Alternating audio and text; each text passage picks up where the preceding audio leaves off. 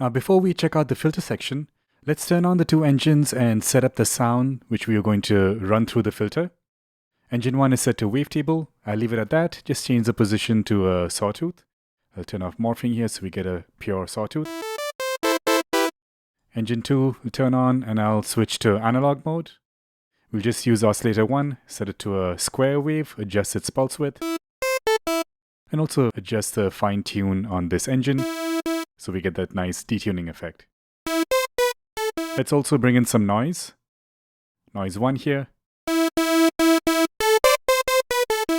Alright, so as we've looked at this before, in every engine you have the option to decide if the signal is going to go to filter 1 or filter 2 with this knob here.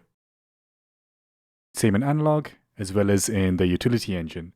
For the utility engine, each of the modules here have their own option to route the signal through filter 1 or filter 2. So currently everything is going into filter 1, so let's just check out filter 1.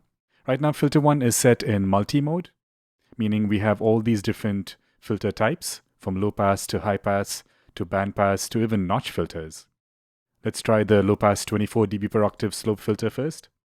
It's a little loud here, so I'm going to reduce the volume down on the filter. And that's kind of helpful. There's an overall output level for the filter. There's even a panning option. This makes sense. If we have both the filters engaged, we can pan one to the left and the other to the right. Right, let's now filter the signal.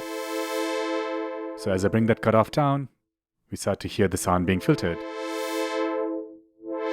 We can add some resonance, add a bit of a bump at that cutoff point.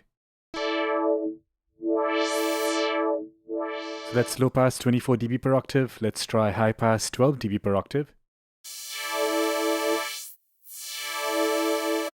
Band pass.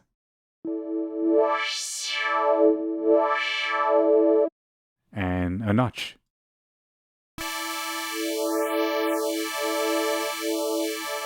Now over here we can choose to modulate the cutoff with different parameters.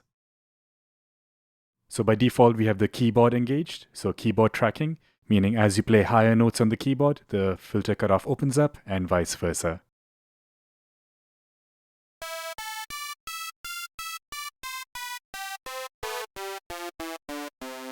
Might be more obvious in the low pass mode.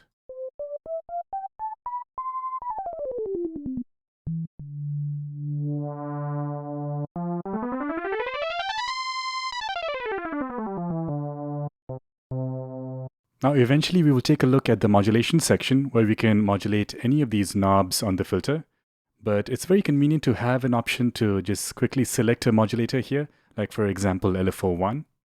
And now LFO1 you can see is active and is going to modulate the filter cutoff.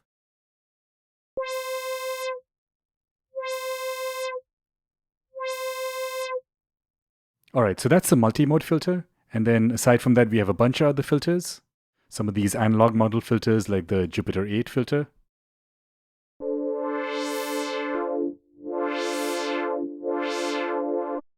They sound pretty cool, but we don't have that modulation option here.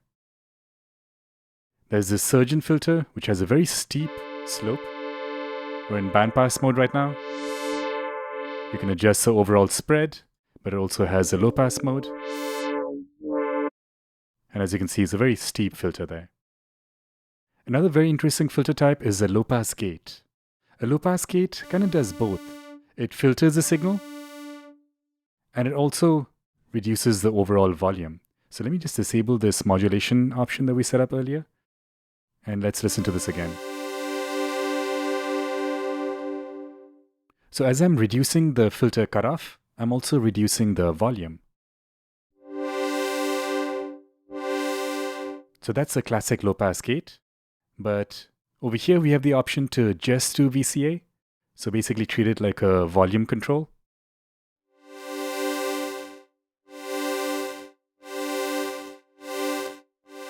So the brightness is not changing, just the amplitude is changing. And then here it just filters without affecting amplitude.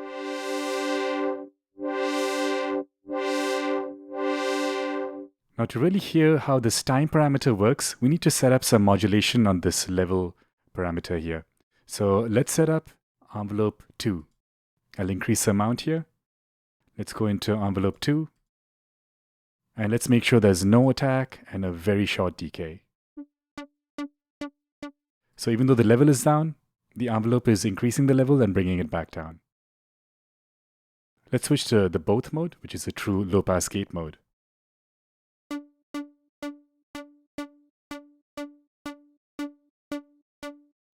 So right now the decay is set to medium, but I can set it to slow. Now even though I haven't changed this decay, you notice that the decay is slightly longer. We even have a fast mode, where it's much quicker. So this parameter mainly works when you're modulating the level parameter here. Alright, let's check out one more filter type, maybe the formant filter.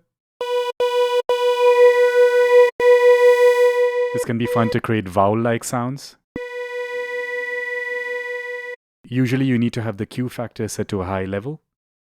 And then when you adjust the frequency shift, you can set the formant. And with the morph, you can change the vowel.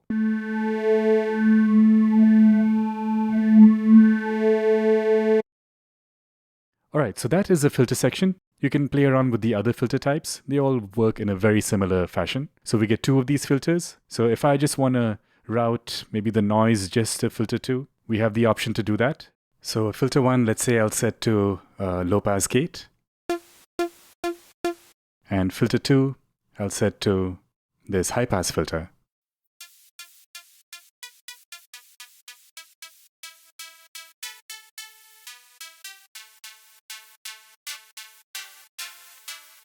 Alright, so that is the filter section. In the next tutorial, we will check out this global section over here.